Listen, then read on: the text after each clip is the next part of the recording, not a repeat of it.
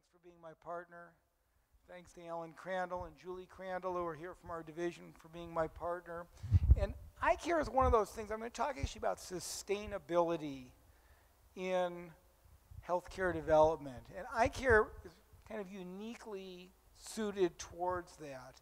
And I'll be talking quite a bit more about the cost benefits, the efficacy, and how we've been able to create really sustaining programs. And unlike a lot of surgical specialties, we can sterilize our own little world. We don't need a lot of anesthesia support. But in terms of any intervention in medicine, apart from childhood vaccinations possibly, supplementing vitamin A to prevent childhood blindness, preventing children from going blind from trachoma, and doing pediatric cataract surgery, really in terms of quality adjusted life years, what Bob Hoffman's doing really is the cornerstone of what is cost benefit in international medicine. But we've been able to go beyond just cost benefit and really create sustaining systems. Now I'm going to start with a little financial disclosure. Unfortunately, I have no ophthalmic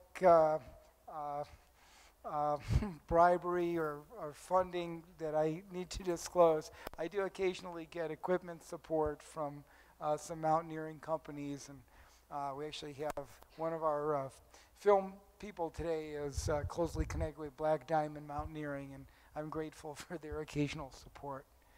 I'm going to start out talking just about my own personal story for just a few minutes in terms of, as Bob mentioned, I went on a few walkabouts and how I got involved in eye care and really how I got involved in international medicine. I'll start talking a little bit. This is Mount Everest. Can everyone see the pictures on the screen, or is it a little bit too bright? This is Mount Everest, looking at Mount Everest from the north. It's the highest mountain on our planet, 29,028 feet above sea level. It's actually called Chomolungma, or goddess mother of the earth, by the people who live in the mountain's shadow. But the mountain was first seen by outsiders by the British survey of 1863, led by Sir George Everest. And just using trigonometry up from the Bay of Bengal, they found the mountain to be within 20 feet of its actual height. And Queen Victoria later renamed the mountain after Sir George Everest. It's a three-sided pyramid on the border of Nepal and Tibet.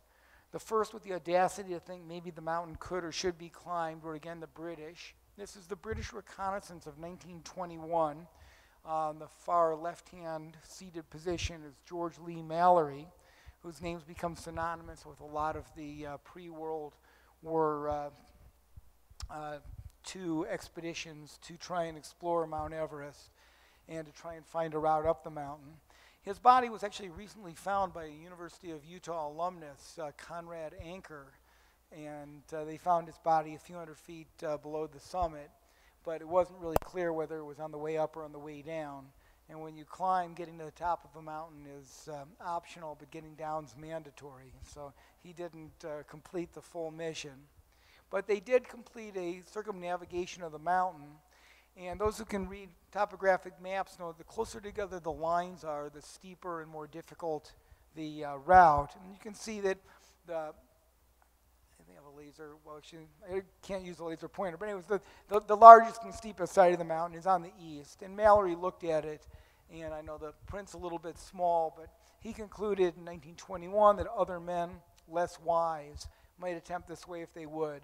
But emphatically, it was not for us. They went around to the north, which is the easiest way up Mount Everest. And again, he and an Oxford undergraduate, Andy Irvine, were seen disappearing into the clouds close to the summit before disappearing in 1924.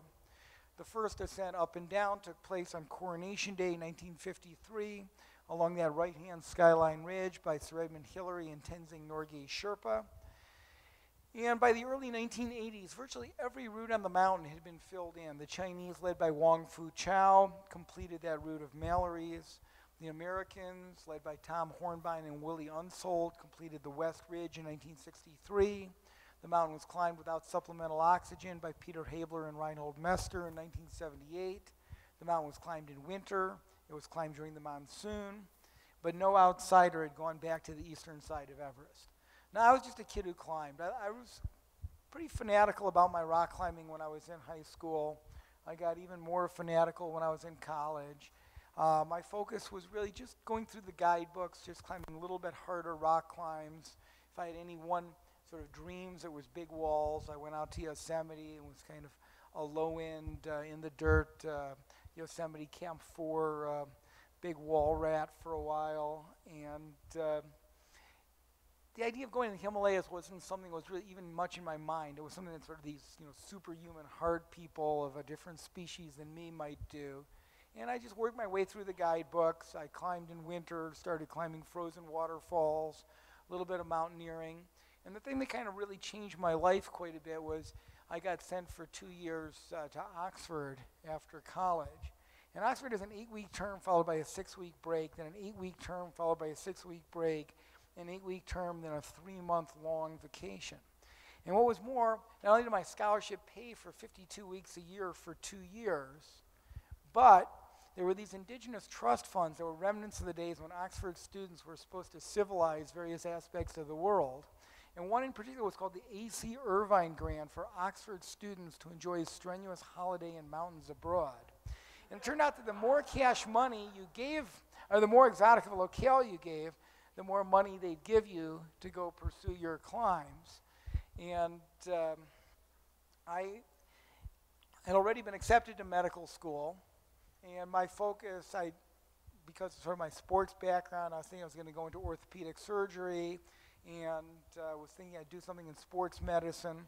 And Oxford also gave me a chance to step back and think, what could I do with my life?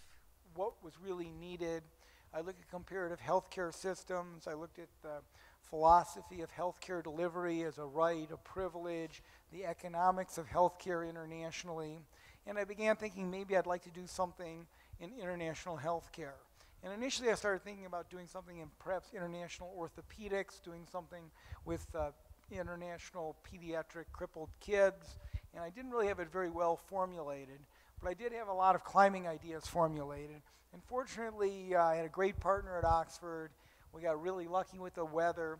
We weren't necessarily the best 20-year-old American or young mountaineers, but we were perhaps the stupidest 20-year-old mountaineers. We got really lucky with the weather, had some good success, climbed a couple of big walls that hadn't been climbed.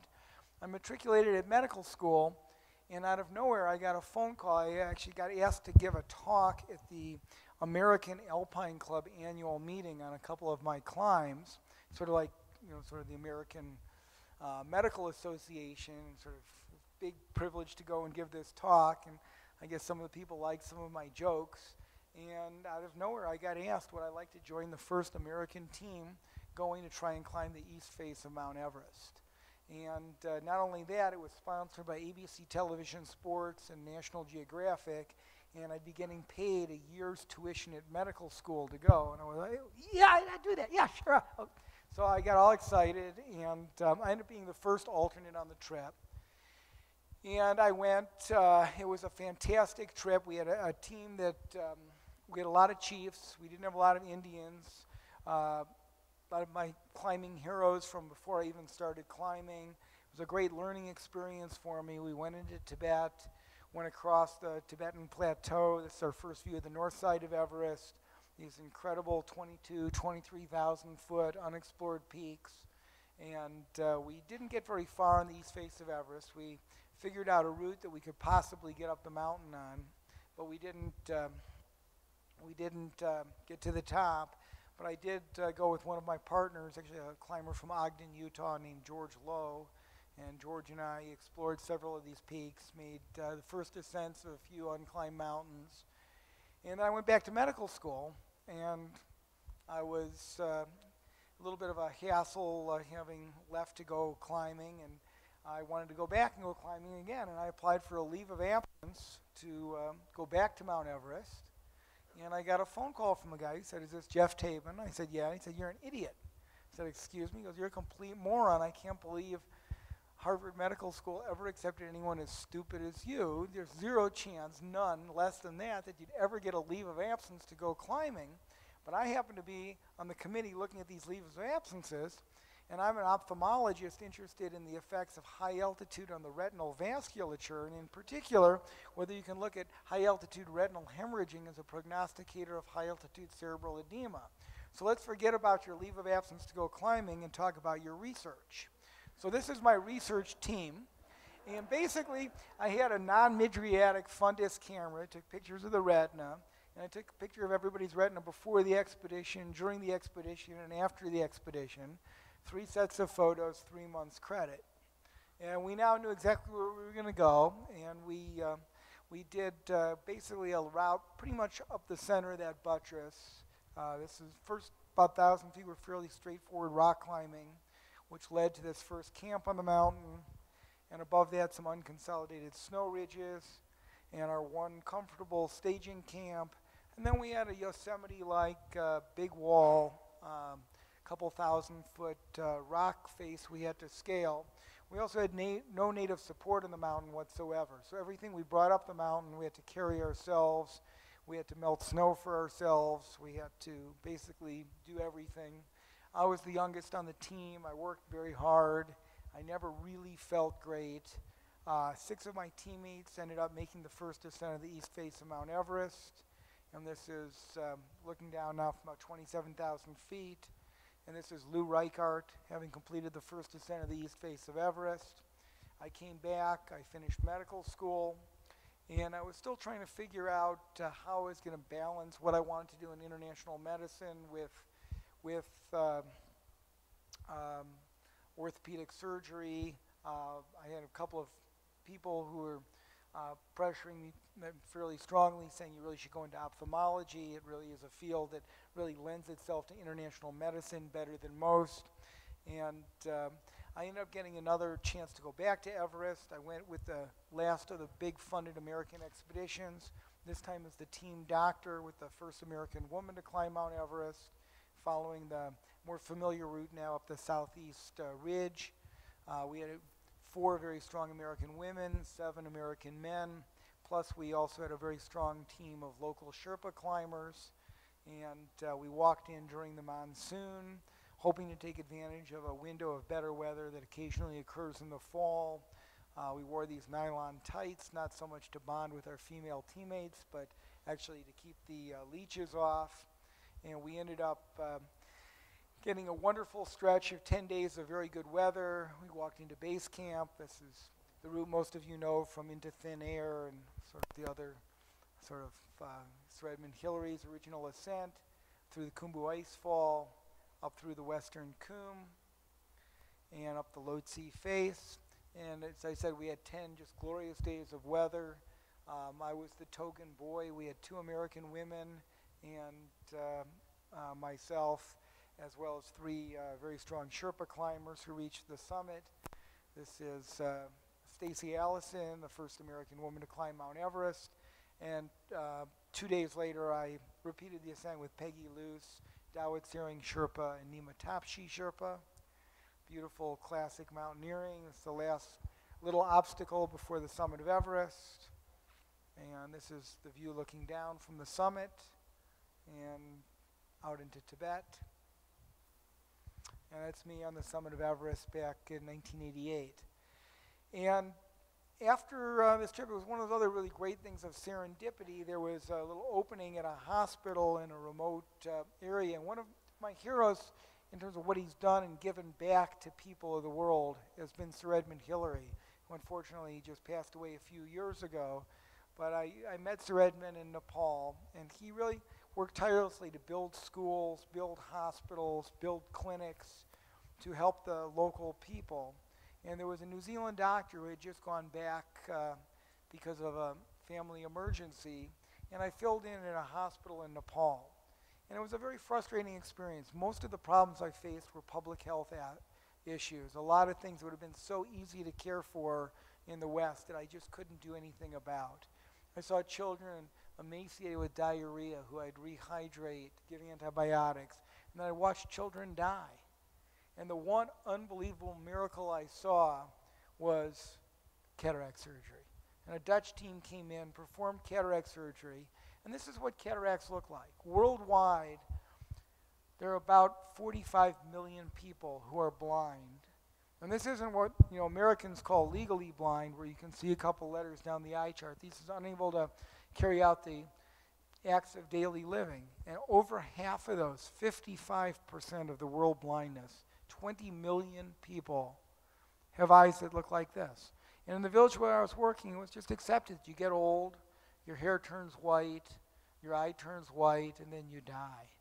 And a Nepali expression for someone who's blind is a mouth with no hands. And when you're in a subsistence agrarian economy and someone's blind, it's a huge burden on the family. Someone has to take care of the blind person. Children can't go to school, people can't work, people can't do their traditional jobs. And the day after surgery, people could see.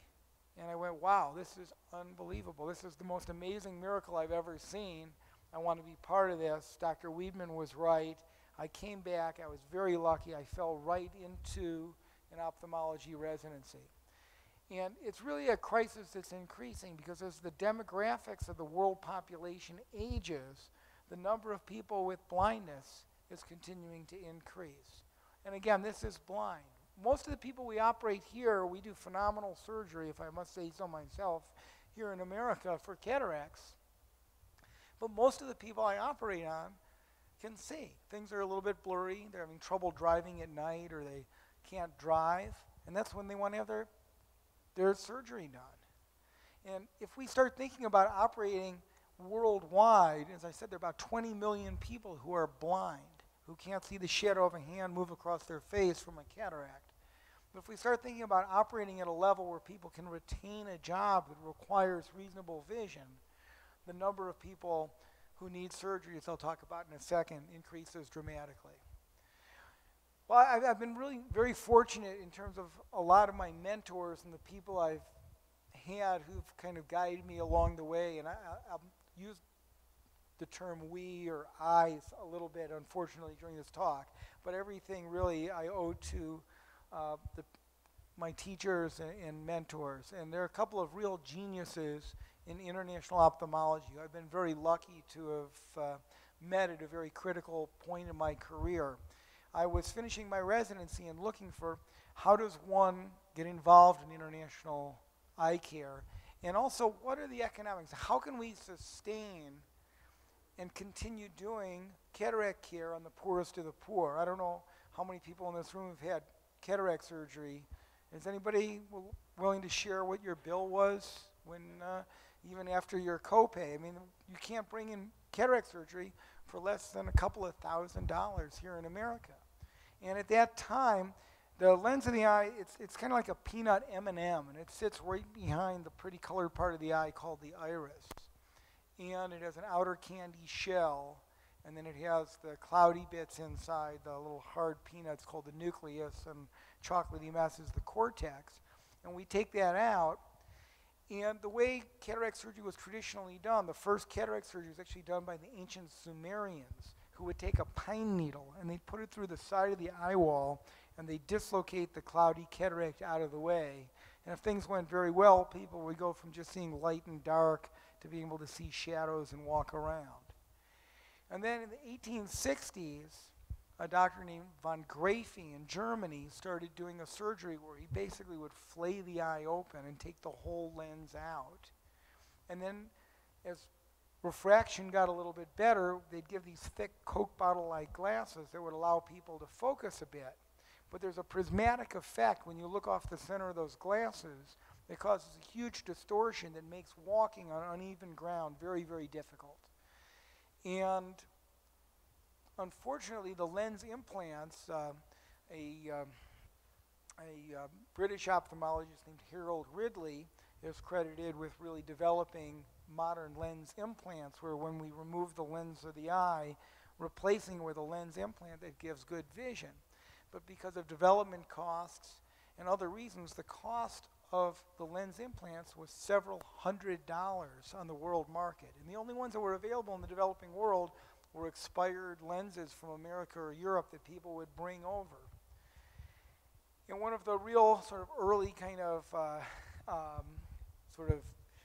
one of my mentors, I was actually at a meeting, it was my second year of residency, and people were discussing what is the appropriate cataract surgery for the developing world. And a guy named Karl Kupfer was then head of something called the National Eye Institute and one of the very prominent people in international ophthalmology. And he was saying that what we need to do is we need to manufacture these thick Coke bottle-like glasses much less expensively and give them out in higher volume, and that's what needs to be done. And there's this Australian man who stands up in the back of the audience and yells, "Bullshit!" And there's kind of silence. Ophthalmologists tend to be a fairly formal group, and there's not a whole lot of bullshit that gets yelled out at these big meetings. And then he follows it up with, "You're the pus and the pimple of the arsehole of everything that's wrong with this world." And there's this silence. He says, "You wouldn't have that surgery. You wouldn't let your mother have that surgery. I don't want to have anything to do with pissants like you." And he walked out. And I said, "Wow, who was that guy? I want to find out." And I started corresponding. His name was Fred Hollows. And he was the first to really theorize that you really need to create a local way of having things continue, that you need to train local doctors, create a local system. And one other thing that I didn't realize is that at the same time that I was in Nepal, the person who's become really my mentor, or my elder brother and guide, a man named Sandak Ruit. And we actually, unfortunately, he's at my house sound asleep right now. He just flew in from Nepal and actually was watching some surgery this morning. I was hoping he'd be here for today's meeting. But Dr. Ruit had already trained at the All India Institute of Medical Sciences in Delhi. He then retrained as a microsurgeon in the Netherlands, and then he went and lived with Fred Hollows for a couple of years. And they came up with the idea that you could manufacture these lens implants that were several $100s on the world market for just a few dollars. And they started the Fred Hollows Interocular Lens Factory in Kathmandu, manufacturing the lens implants for $4 a lens, which instantly changed the whole economics. The second thing that happened that really changed the economics is that Dr. Ruit, and this is Dr. Ruit here, and in my fellowship, as you heard, I did my fellowship in Australia under the Fred Hollows Foundation at the Royal Victorian Eye and Ear Hospital at Melbourne University. And then I went to work with Dr. Ruit in Nepal. And he had already developed an incredible system, but in terms of sustainability and economics, he instantly captured this enormous market, because prior to Dr. Ruit, anybody with any means who had a cataract in Nepal would fly to Delhi for their surgery. If they had more money than that, they'd go to America. And if you can think of the cost of flying to America and paying full cost for cataract surgery, people in Nepal, the upper classes, were excited to have a Nepali doctor who would do their surgery, who would do the same quality. The other thing that Dr. Ruit developed was a system where no one does anything that somebody with lesser skills will do. So it's a real system where you don't have a trained nurse putting in eye drops. You don't have a trained ophthalmic technician walking a blind person from one place to another. And I went on a cataract trip with Dr. Ruit to a remote area. And it was kind of like going on a mountaineering expedition. We had pack animals carrying our equipment. But this time, instead of Sherpa partners, these were our partners. This is a woman who can barely see with the thick Coke bottle-like glasses, leading her sister, who's totally blind, for 4 days to the cataract program. And he developed a system of screening where we're looking for people who have no afferent pupillary defect, that the retina and optic nerve appear to be functioning well, the pupils responding well with these white absolute cataracts. A system of sterilization where already he was bringing the infection rate down to about 1 per 1,500 in these very remote areas. Copious use of betadine, copious use of antibiotic. Another very large advance was that in India, some very good pharmaceuticals had begun manufacturing very good antibiotics, in particular chloramphenicol, which is a wonderful broad-spectrum antibiotic. It's got a lot of bad rap because of a large lawsuit in America over aplastic anemia. But for 30 cents, you can get very good quality chloramphenicol. And we did surgery together, myself and Dr. Ruit, side by side for 3 days, 224 patients. which sounds semi-impressive, 224 patients, 3 days, 2 doctors, until you get the breakdown that Dr. Rui did 201, while I did 23. And what was more, I had to call him over to my table to say help about 8 or 9 times out of my 23 cases. But the results were incredible. A lot of these people were blind at a very young age, and these are the lens implants manufactured at $4 a lens in Nepal. And you can, the day after surgery, it was like, I don't know how many of you have been to a church on the south side of Chicago on a Sunday morning, but the place was rocking. I mean, it was amazing. 224 people, their families, children who had to lead their parents around, people who had been carried in a basket for 3 days, now walking home. And I said, wow, this is incredible, Dr. Rui, what can I do? How can I help you? And we don't have a lot of blindness in our country. You walk around America, you don't see that many people being led by dogs. But you go to Ethiopia now, and you see children leading older people around by sticks. We have about 3 per 1,000 we call legal blindness. Our main cause of legal blindness is age-related macular degeneration. Most of the blindness we have is not preventable easily, and it's just from living a long time. We just got back, Julie and Alan Crandall are here with me today, and we just got back from South Sudan. We were in a place where almost 5 per 100 were blind, being led around by sticks. They have glaucoma, they have trachoma, river blindness, and lots of cataracts. And when you look at the global cost and burden of disease in terms of economic costs, blindness is the 6th leading burden of disease economically in our world. And it's a little bit of a busy slide, but there's over $300 billion or $4.3 billion cost of global blindness per year.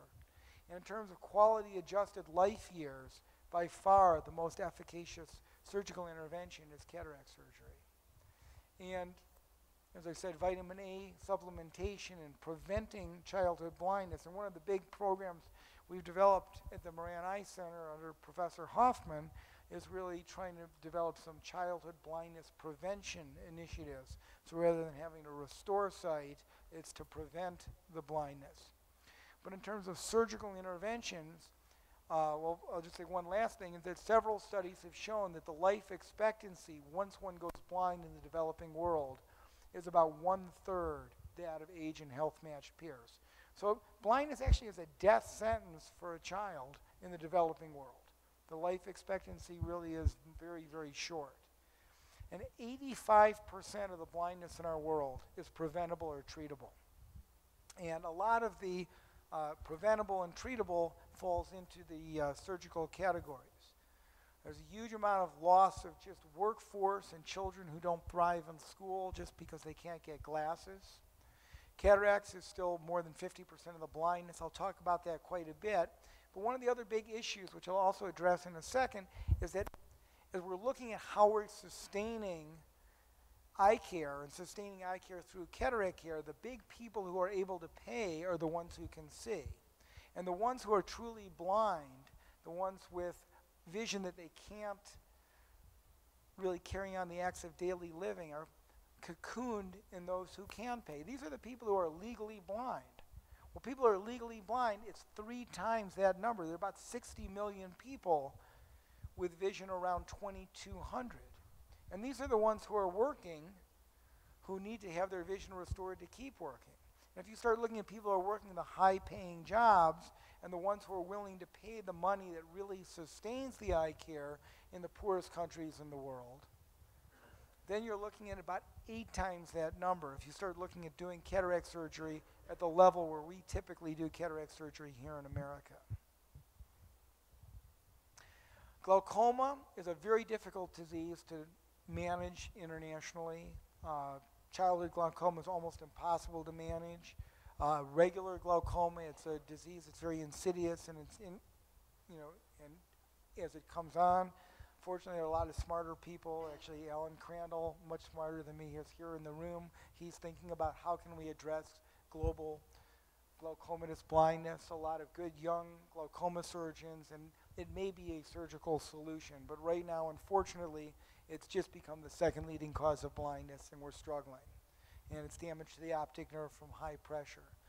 Trachoma is a disease that we're going to overcome with clean water. It's a disease of poverty, but the current strategy, what happens is people get a recurrent conjunctivitis that causes a scarring of the eyelid, that causes the lid to rub, the eyelashes to rub on the cornea.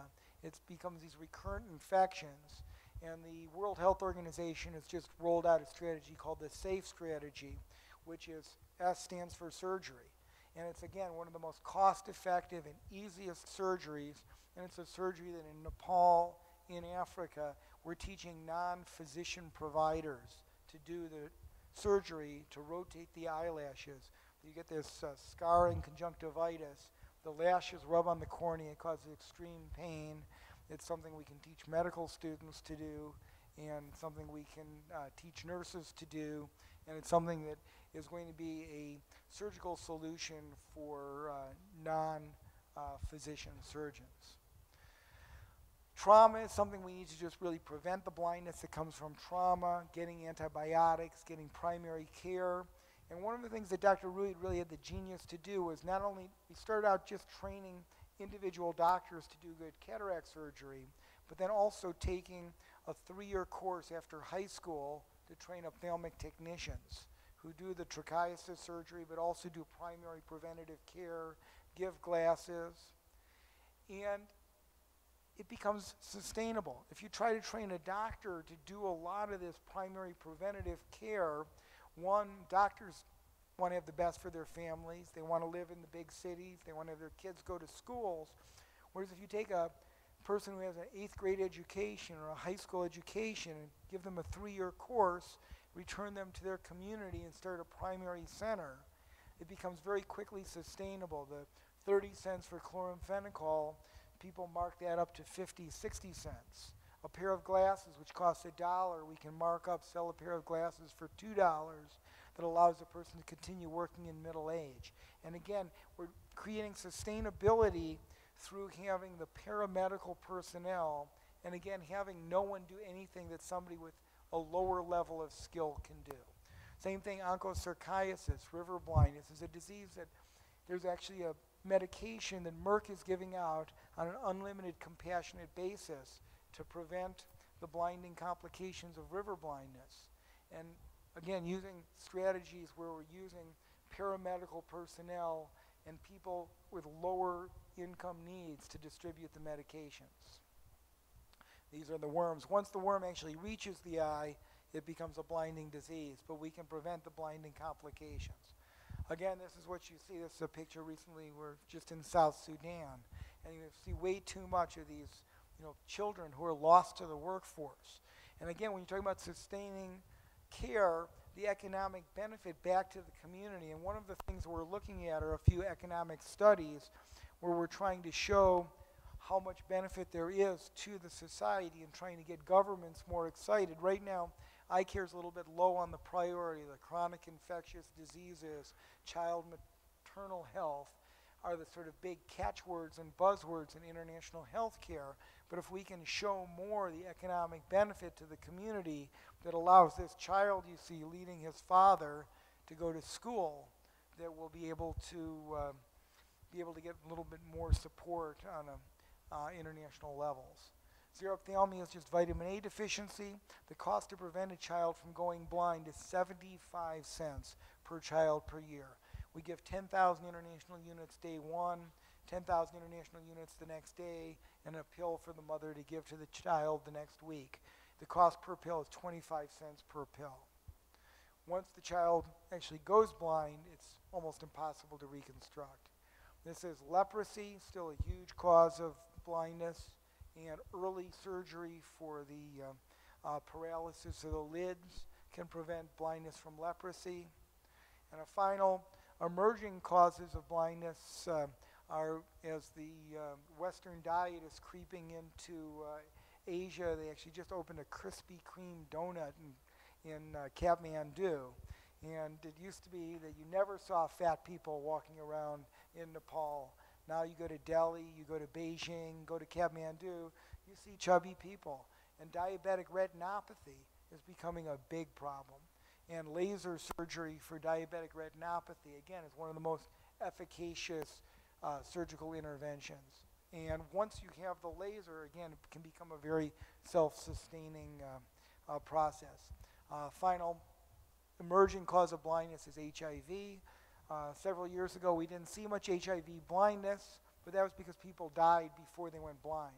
Now, as we're starting to get not complete cocktails and people are getting some retroviral drugs but not adequate, we're starting to see people go blind before they die. So now back to Nepal and what happened in Nepal and the Nepal model and how we're trying to bring that across and how it's become sustainable.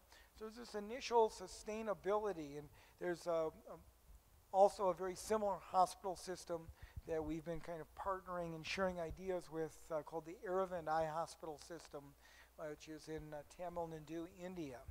And part of what's been going on is what's called compassionate capitalism, or we're having the people who can pay subsidize the cost of the free care. And by doing very high volume surgery, it actually works out very well for the surgeons because they do very high volume surgery, they become very good, the paying patients are willing to pay, and it's able to subsidize the care for the poor. We started out just teaching individual doctors to do good cataract surgery. And then when I came back to the States, myself and Dr. Ruit formed what we call the Himalayan Cataract Project, which is really trying to change eye care through creating the infrastructure. We started, again, use we grandly as Dr. Ruit's idea, we started a 3-year program to train ophthalmic technicians out of high school, a 1-year program to train ophthalmic assistants after 8th grade, a 1-year program for ophthalmic nurses, and then a whole cadre of lower level workers. And with the cost recovery model, we actually pay our doctors more than your average doctor makes in Nepal. The ophthalmologists in our system do very well financially for Nepal, which makes people want to go into ophthalmology, which makes them stay in the system, which leads to the best young graduates wanting to go into ophthalmology. And you really need to pay people what they're worth. You know, it's easy to step back and say, okay, yes, I'm going volunteering my time and going and working in Ghana. But the doctors in Ghana need to make a good living. They need to have a reason why they want to stay and try and change things where they live. Once we had a full complement of quite good young cataract surgeons, then our next step was to take our good young cataract surgeons and send them abroad to either America or Australia for subspecialty fellowships. And it was only after we had a full complement of subspecialists that we started a residency program. And now our residency program is fully linked with the University of Utah. All of our University of Utah residents have the opportunity to spend a month their final year working in Nepal, and all of the Nepal residents have the opportunity to come and spend a month working at the Moran Eye Center their final year of their residency. And so the thing that really drives it, I'm sort of talking a little bit around this subject, the thing that's been driving the sustainability is quality. You have to have quality that's second to none. You have to have a perceived quality in the local providers so that people don't wait for Bob Hoffman to come to Ghana to do their child's cross-eyed surgery. We need to create the perception that the surgeon that Dr. Hoffman trained in Ghana is younger and better and smarter than Dr. Hoffman and is doing better surgery. And that's really where things come from. The other thing is having a lot of partnerships and trying to keep things inclusive. Fortunately, in blindness, there are enough blind people for everybody. And so I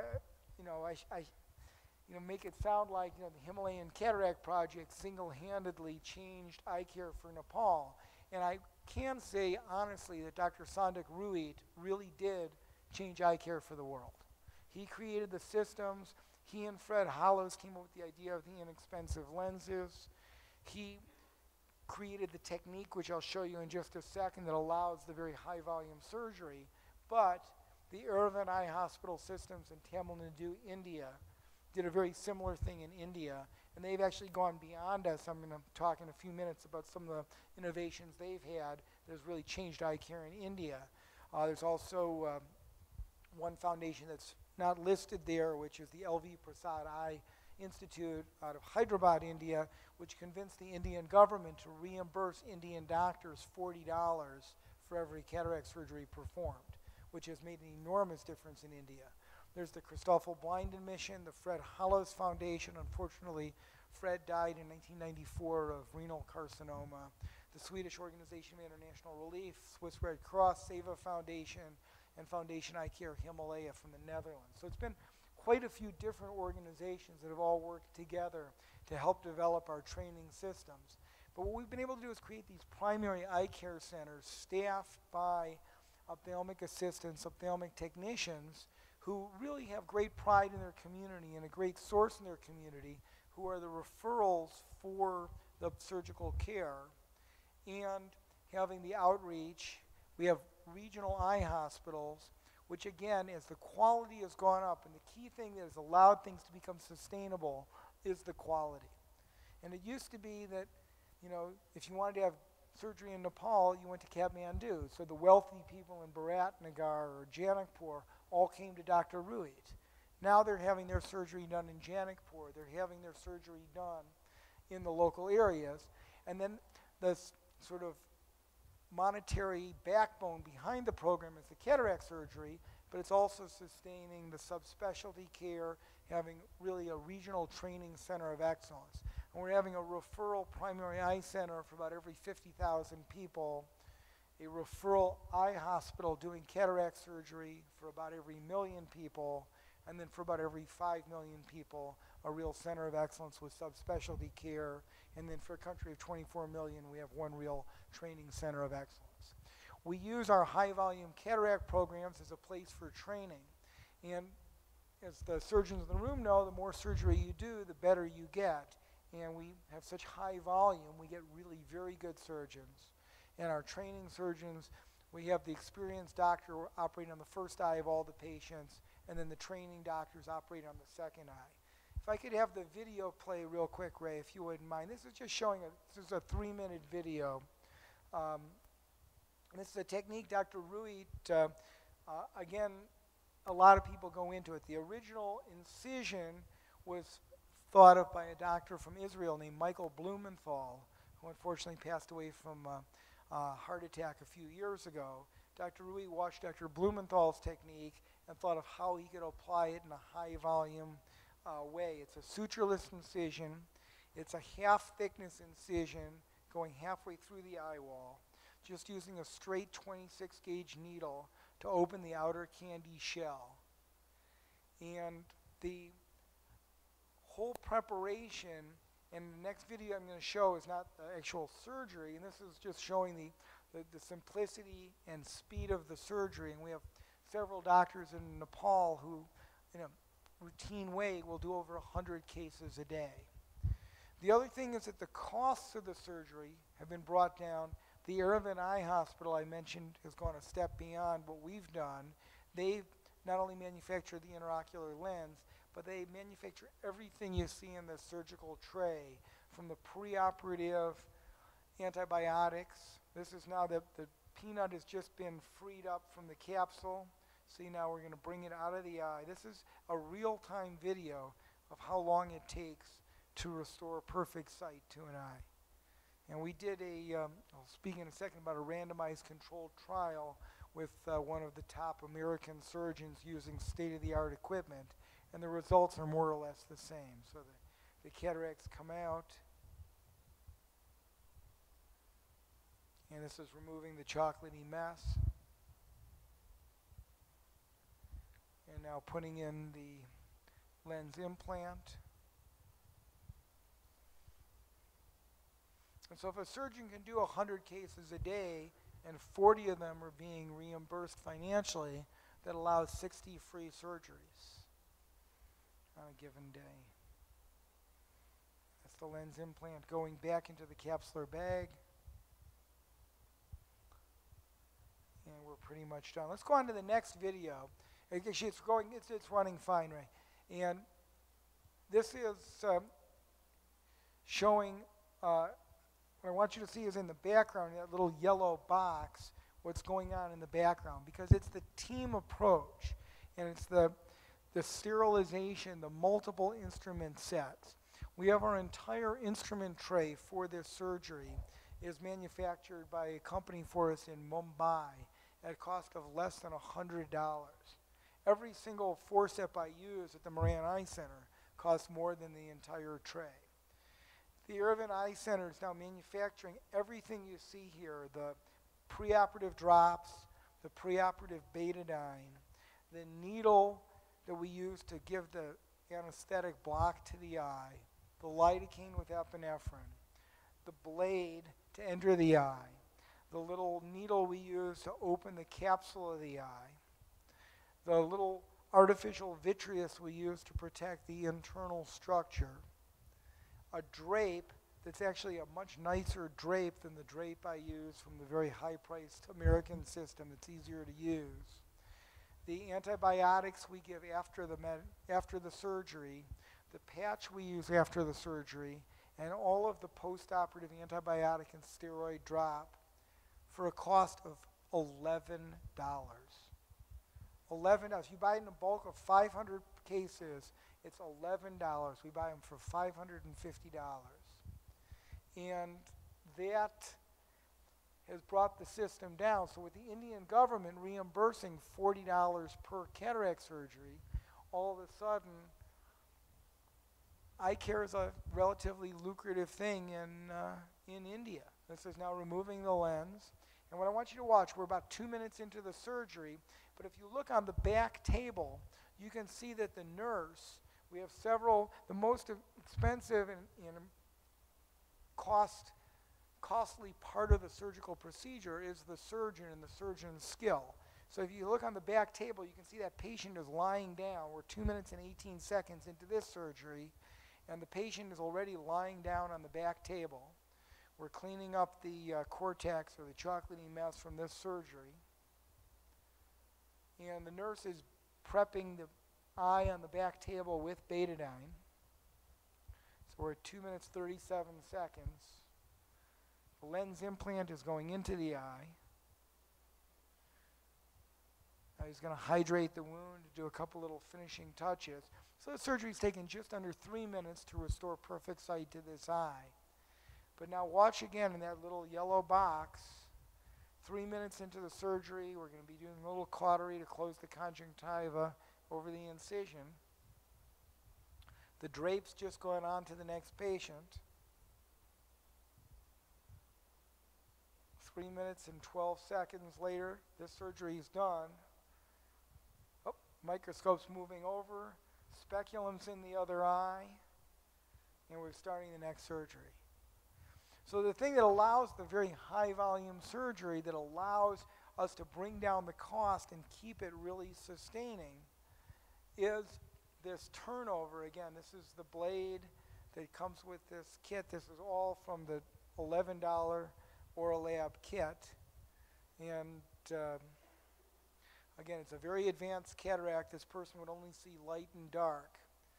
And using this system and utilizing about 6 ancillary staff per doctor, we're able to completely sustain all of the free care. We're also, do you want me to stay? Do you want to watch the rest of this case? It's about another 2 minutes to watch one more full surgery, or should we move on? This is a very advanced cataract, so we're sort of staining the capsule. You get a little bit of a better view of some of the anatomy because we put in a little bit of stain to allow you to see the opening in the capsule. And this is just using a cystotome needle, opening the capsule.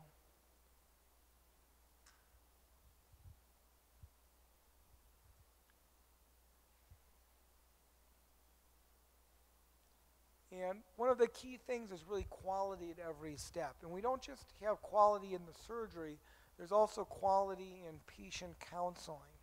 In creating a system when we have so few doctors and so few well-skilled doctors, we have patient counselors whose sole job is really counseling the patient on what to expect during the surgery. We have people who counsel the patient's families on what to do with the post-operative care, how to take care of the patients. And we try to streamline everything so the doctor can really focus on what a doctor does best. So again, you can see, I'll just go on, but again, it's about 6 minutes for 2 cases. And these are the intraocular lenses manufactured locally, and this is what the lens implants look like. And we do a lot of skill transfer in these eye camps. There's been, as I said, question about what is the real quality. And the thing that drives the demand is the quality. And there have been a lot of problems with eye programs, particularly going to Central and South America, where Western doctors come in and do surgery, and there's this perception that somehow the doctor from the University of Utah does better surgery than the doctor from La Paz. And so the wealthy people in La Paz wait to have the University of Utah doctor doing the surgery. So what we wanted to show is that the quality is the same. We brought one of the marquee American surgeons. He's actually just become the president of our American Society of Cataract and Refractive Surgeons, named David Chang, who's also the head of the cataract section of the American Academy of Ophthalmology. And we did kind of an Asian Iron Chef of cataract surgery, with the secret ingredient being these absolute cataracts. And we randomized them in a prospective trial with either Dr. Chang and American Medical Optics recreated his operating room from Los Gatos, California, and Dr. Ruit. And more or less, it was a little bit better results the first day with this very inexpensive technique. And at 12 months, there was no statistical difference in the results. And it's really spread. It's been really fun for me watching. There's been these kind of concentric circles starting really from Dr. Ruit, of quality from Dr. Ruit, and then spreading to some of our younger doctors, and concentric circles of access to care extending out across Nepal, and then concentric circles of better quality, and then top quality. And we went from 15,000 cataract surgeries, a lot of it of fairly mediocre quality, in 1994 to last year, well over 220,000 cataract surgeries. And again, the quality in Nepal is such that I would personally feel very comfortable having my own cataract surgery done at virtually any center in Nepal. This is just a kind of a busy slide showing the different techniques, and the white is the sutureless cataract surgery you just watched, but the bottom line that's coming up, that blue line, is what's state-of-the-art, the phacoemulsification that we do. Actually, Dr. Ruit was just over watching at Dr. Crandall's center today, where we have a $500,000 femtosecond laser doing all the important steps of cataract surgery. But quality really is what drives a lot of the economics, and perceived quality, and people want to have what they perceive as the best quality, and people with 20/40 vision who are having trouble driving at night want to have the state-of-the-art best surgery they have in America. And we're currently charging about $400 for that surgery in Kathmandu. Again, the quality is exactly the same as you'd get at the Moran Eye Center, but our cost recovery is even more so. It costs us about $80 with all of the equipment costs and everything for that surgery, versus $11, and we charge $100 for the sutureless cataract surgery. This is our new eye center. We just inaugurated it a couple of years ago. It's really state-of-the-art on all fronts. And our real focus is on training. And we're starting now to use our center in Nepal as our main training center to train African doctors. As Dr. Hoffman mentioned, he brings fellows over to see how he does pediatric eye surgery, but they can't really operate here. We're starting now to doing these joint fellowships where they come observe here in Utah, but are also going to Nepal to do surgical hands-on. And we have at our main center about 60% of the patients are free, and it's fully subsidized. And the big point I want to stress is that we don't simply pay our doctors. The doctors in Nepal do very well financially for Nepal. We pay our nurses better than your average nurse, and the sweepers who clean up, the drivers, everyone in the system, and that's leading to the best medical graduates in Nepal, and Nepal has very high medical standards. It's difficult to get into medical school, and the smartest kids in medical school are wanting to go into ophthalmology. And that's really made another huge difference in terms of sustainability. And it's one of the problems we've had a little bit in Africa, which I'll get to in a second. Again, we have a lot of the things are done by ancillary care. I'll just very quickly finish with a little bit of the economics. The Tuganga Institute of Ophthalmology is a mature center. We have all of our subspecialty care, and it's very, very self-sustaining. But we also have smaller regional hospitals, which also are having cost recovery, which are also, as the volume of surgery goes up, the financial growth goes up. We have a mature hospital in southern Nepal called the Geta Eye Hospital. Dr. Hoffman just trained a pediatric ophthalmologist from Geta Eye Hospital. I just trained a corneal specialist. They're doing almost 30,000 cataract surgeries a year now, even though it's in a very poor area with the volume they're doing. And these are some images from the Geta Eye Hospital. Even though it's a very poor area, again, as the cataract surgery rate has gone up, the sustainability has gone up, and the cataract sustainability is also driving sustainability of the pediatric eye care. And so really you need to have good track record. The other thing you need is you need to have good management. And I haven't really addressed that issue, but for sustainability, a doctor can't do it alone. And one of the wonderful things we've had in Nepal is we've had some excellent young business people, strong social marketing, and people from within the community who take great pride. And actually in Nepal, the factory that manufactures the lens implants is a source of great pride. And the eye hospital and the quality of the eye hospital is a source of great pride. And we have a wonderful leadership with some of the top business leaders in Nepal on our board. It's very transparent, and we have really sort of an efficient leadership situation, which is just as important. This is our eye bank in Nepal. We've been able to spread very effectively through Asia in working in China. China is now also beginning to adopt the Indian model of having reimbursement for cataract surgery and seeing the benefits. Bhutan is a wonderful little country. They have a king who just abdicated to a son named Jingmi Wangchuk, who came up with the wonderful catchphrase of realizing the gross national happiness of the people rather than the gross national product. Again, to get into medical school from Bhutan is very difficult. We're getting great people, and things are moving very, very well forward. Dr. Hoffman also has a wonderful pediatric ophthalmology and childhood blindness eradication program going in Bhutan. So basically we're doing quite well in Asia. Even North Korea is doing well. The one place we're struggling, where I hope if Dr. DeVries asks me to come back in 5 years I can report more progress, is how we're going to change the sustainability of changing blindness in Africa.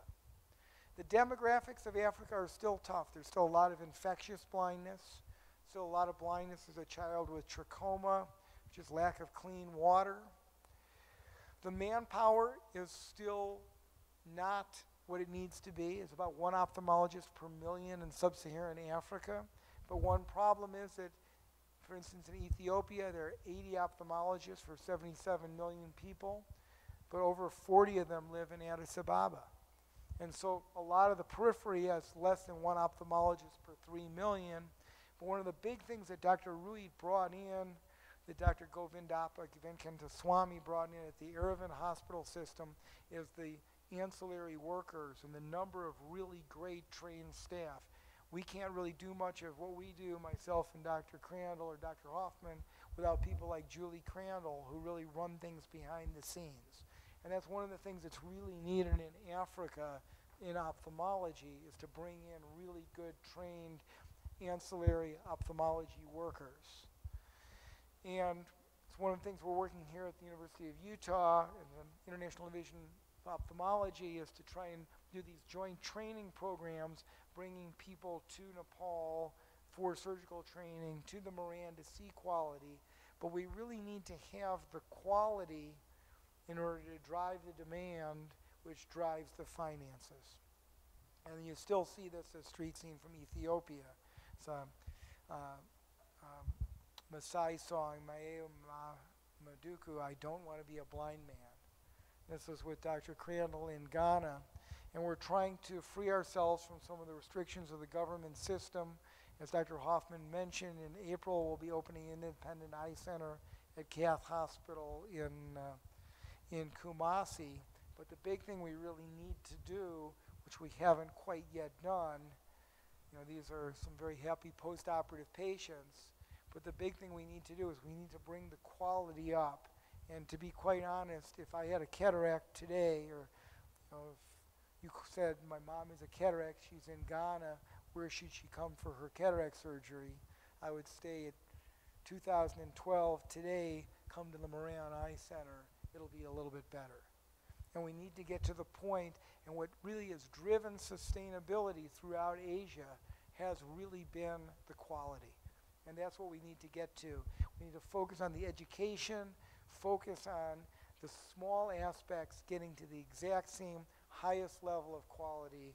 And I believe that cataract blindness is one of the areas in world medicine that we're really going to be able to make a difference in the next few years. We've been going to some of the poorest places in Africa, working at the UN Millennium Development Villages Project, and in conjunction with the RAND Corporation, Chief Economist Peter Glick, and an economist named Jeff Sachs, we're looking at the economics of blindness in Africa and trying again to show this cost effectiveness. And we're hoping we'll get some African governments to get on board the way the Indian government, the Chinese government, the Bhutanese government have gotten on board. We're hoping to get the quality of the doctors in Africa up to the level where we have it in Nepal and have sustainability. This is one day's post-op in Tibet. And this is the main statue outside the WHO building in Geneva. And hopefully this will be a relic of the past. And Helen Keller said, just because I can't do everything doesn't mean I won't do something I can do. And overcoming preventable blindness is something we can do. And thank you so much for having me, and thank you for the whole meeting.